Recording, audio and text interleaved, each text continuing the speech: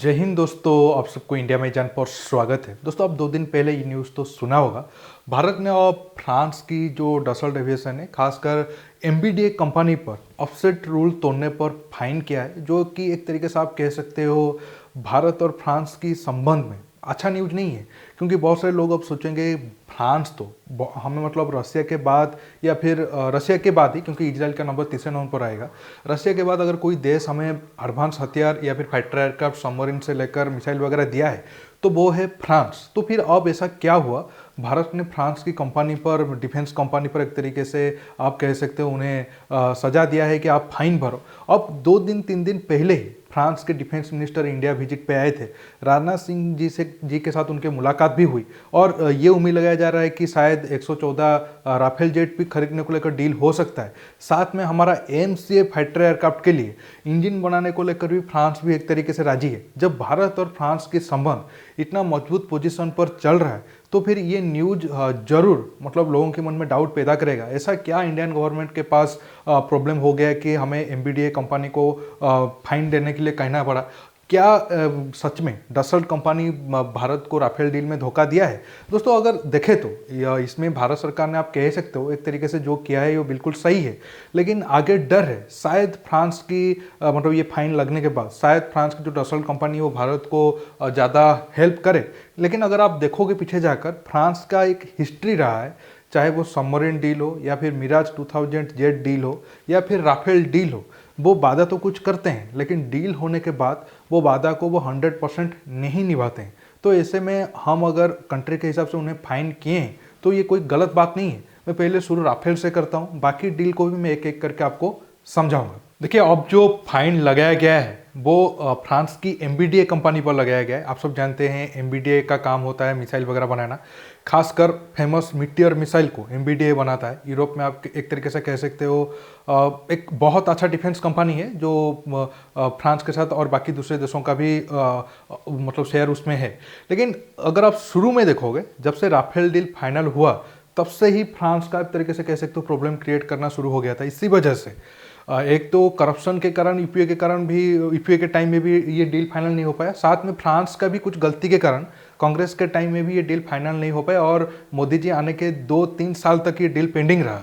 कैसे, मैं आपको समझाता हूँ। जैसे देखिए, पहले जितने भी वो जो L1 मतलब जो MMRC 1 टेंडर था उसमें जितने भी फाइटर एयरक्राफ्ट शामिल थे, आखिर में 2 फाइटर एयरक्राफ्ट को L1 और L2 मतलब बिडर के रूप में चुना गया। उसमें यूरो फाइटर टाइफून और राफेल थे।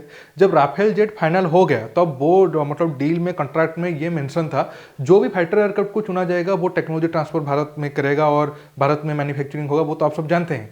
लेकिन राफेल उसमें प्रॉब्लम क्रिएट करना शुरू कर दिया और जो मेजर टेक्नोलॉजी है वो देने के लिए राजी नहीं हुआ। इसी वजह से ये डील तकरीबन बहुत सालों तक फाइनल नहीं हो पाया और इमरजेंसी परचेज के कारण 36 राफेल एयरक्राफ्ट को हम फ्रांस से खरीदे।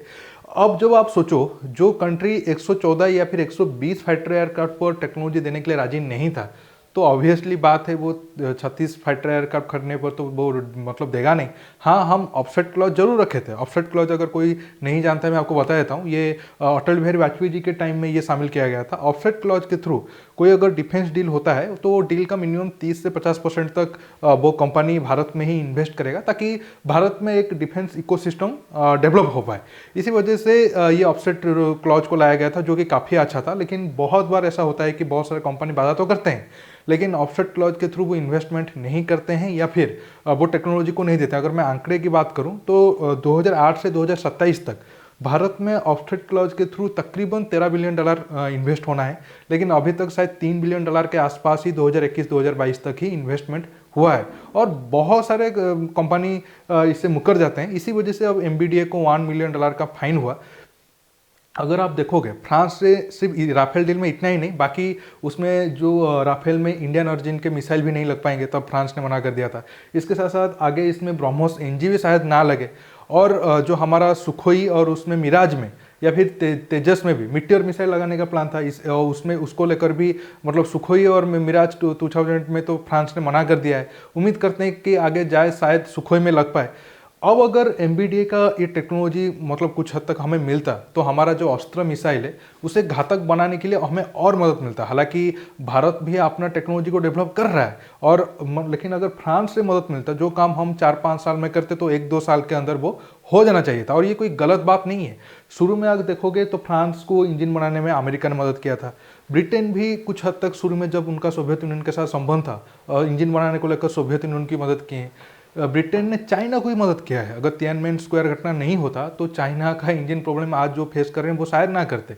ब्रिटेन के रोल्स रॉयस के साथ उनका बहुत बड़े लेवल पर पार्टनरशिप चल रहा था। तो ये कोई गलत बात है नहीं।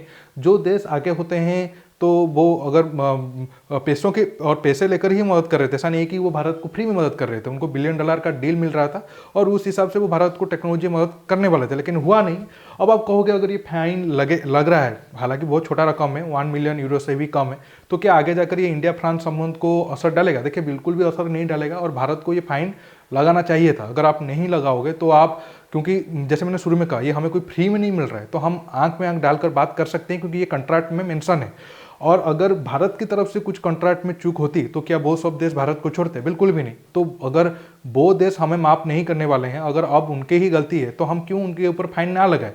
अब इससे फ्रांस का माइंड में क्या चल रहा है पता चल जाएगा।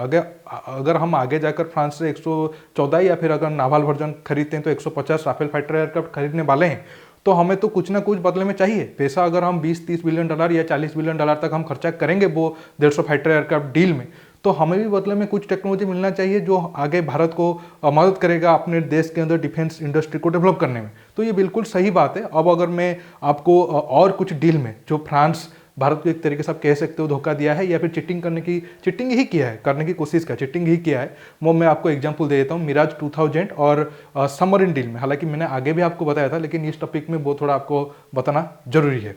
दोस्तों, मैं पहले शुरुआत सबमरीन से करता हूँ। आप सब जानते हैं अब हमारे इंडियन नेवी में अगर डीजल रिलेटेड सबमरीन की बात करें तो फ्रांस का स्कॉर्पिन सबमरीन एक तरीके से सबसे एडवांस सबमरीन 2005-06 में इसको लेकर डील हुआ था। जब पहले डील हुआ था तब नावाल ग्रुप इस कंपनी का मालिक था, जो फ्रांस और स्पेन दोनों का शेयर था।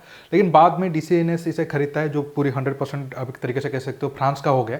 लेकिन जब डीसीएनएस इसे मतलब कंपनी को एक्वायर किया तब वो बहुत सारे नखरे दिखाने शुरू कर दिए।